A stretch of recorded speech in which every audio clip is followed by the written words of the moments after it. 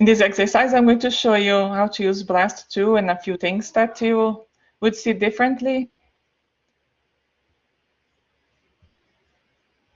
So the different options that we have. All right. For question 4, I'm copying this sequence here, or I'm going to copy just the sequence itself and not the identifier for the sequence to show to you that BLAST doesn't complain if you don't give it a name. So for the top one, I'm going to not give it a name. The bottom one, I will copy the sequence plus the name to show to you that it's not going to complain. But what I wanted to draw attention to is what's different between this and this. Well, one of them, this is only ATCs and Gs in here too, and this has other letters. But the other main thing is the greater than sign. So that greater than sign, the computer ignores. It says, oh, a greater than sign, so I'm going to ignore all the letters that come after it until a new line character, which we don't see. Yes, is it Jackson or Andrew? Jackson. Okay. I have a quick question, number 4. Are we simply taking everything from nucleotide 9 and on sequence 2 and just adding it on to sequence 1?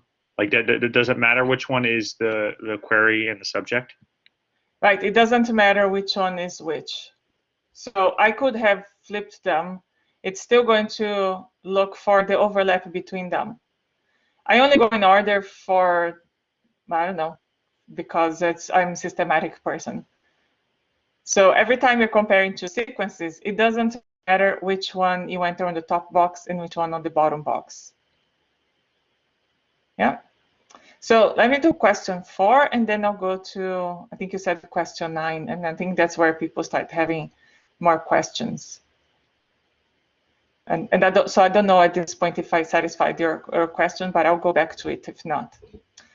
Okay, so one more thing that I wanted to point to is, okay, the greater than sign, whatever characters appear here, the computer ignores it as, it knows it's not a DNA sequence. But then there's a new line character after that too. We don't see it, but computer knows. And then there's a bunch of sequence. If I had to put a new line character here and put more sequence, you should actually understand that all of these are part of sequence 2. And then it would understand that until it finds a new line character. Then it knows it's another one. All right, so that new line character, some name, or the greater than sign, some name, a new line character, and then a sequence underneath is called a FASTA format. See this thing? That's what it's called. So this is in a FASTA format. I haven't told you about accession number GIs yet, but you will learn in the future, in a future assignment. And this one, I only enter the sequence without an identifier. And initially, when you go to BLAST, this is the default. But when we use short sequences, then it changes, adjusts itself. This is the adjustment it makes for short sequences. Okay, then we'll hit BLAST. And right now it's aligning them. It's comparing those two sequences and seeing what do they have in common. And we're going to go here on alignment. And so it found from 1 to 8. Isn't that the same result as before? It's still on the plus orientation. What was the effect of putting the name of the sequence? It's up here. So let's see, where is that? Okay, this one I entered greater than sign sequence 2. So the computer took that as the sequence name. This other one, I didn't enter anything, so the computer gives its own designation.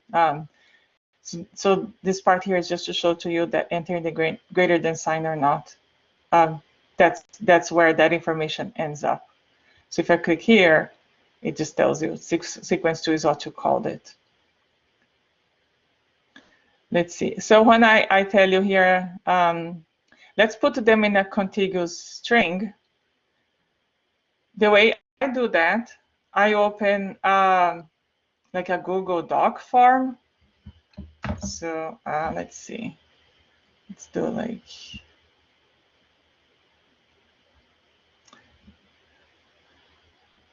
all right. The way I string sequences together. This is the one I wanted. I copy both sequences. I paste them in here. Paste. I'm behaving. Okay. Copy. And paste.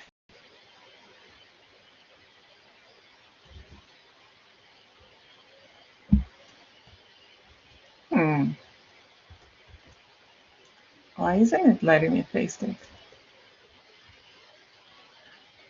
Oh, then you're going to open Word. I don't know why my Google Doc is not letting me.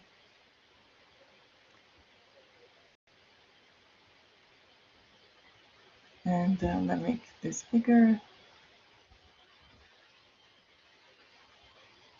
All right. So let's see if I can find view. Let's make it bigger because it's kind of small.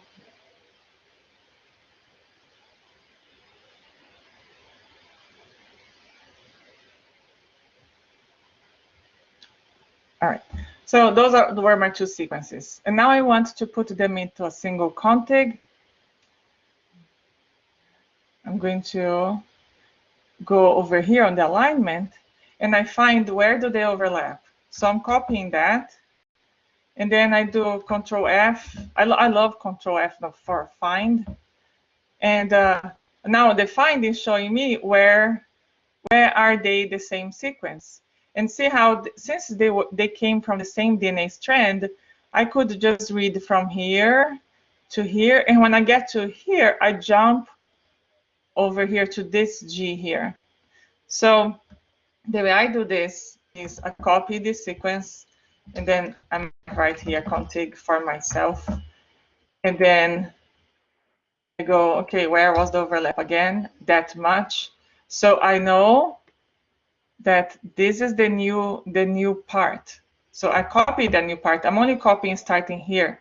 Everything is the yellow is the overlap. I only want the overlap represented once. And then this is my answer.